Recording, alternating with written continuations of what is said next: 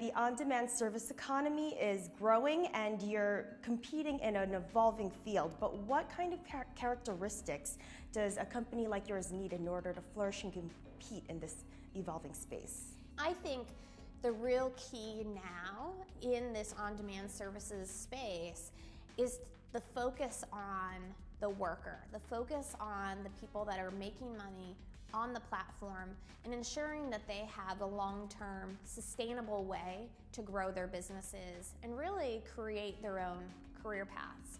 Where we have to be really careful is in pricing, because I do believe that taskers and the supply side of the marketplace have to be able to control how much they're earning on an hourly basis. They have to be able to say, you know, $50 an hour is what my price is. That's what it's going to be worth it to me to complete this job, instead of being dictated prices. And what I see happening are a lot of newer companies are forming around this on-demand service economy.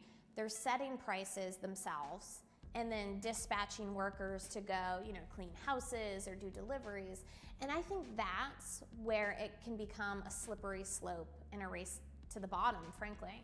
And so we've always been really cognizant and really careful about ensuring that our tasker community, again, has a sustainable way to continue to build out their own businesses, and allowing them to set their own pricing is a big piece of that.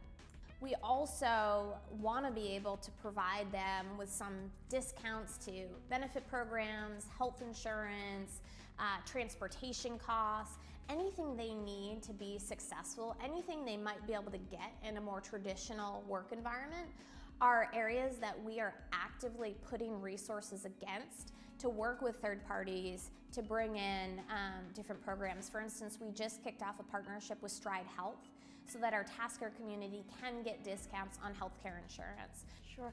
Some critics might say that this is encouraging an oddball economy of jobs and instability. What do you say to that?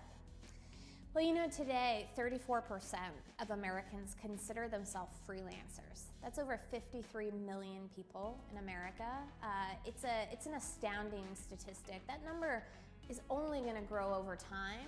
Flexibility in work is always a good thing. I think allowing workers to decide what sort of jobs they want to do is a great thing, even if some of those jobs tend to be off the beaten path.